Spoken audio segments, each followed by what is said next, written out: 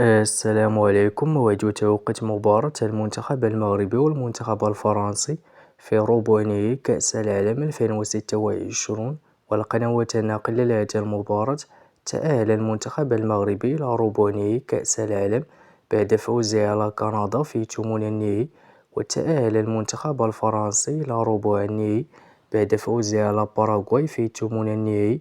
ويواجه المغرب فرنسا في ربع نهائي كأس العالم يوم الخميس 9 يوليو 2026 على ملعب بوسطن في حدود الساعة 9 مساء بتوقيت المغرب وتونس والجزائر، 11 مساء بتوقيت مصر والسعودية إن شاء الله.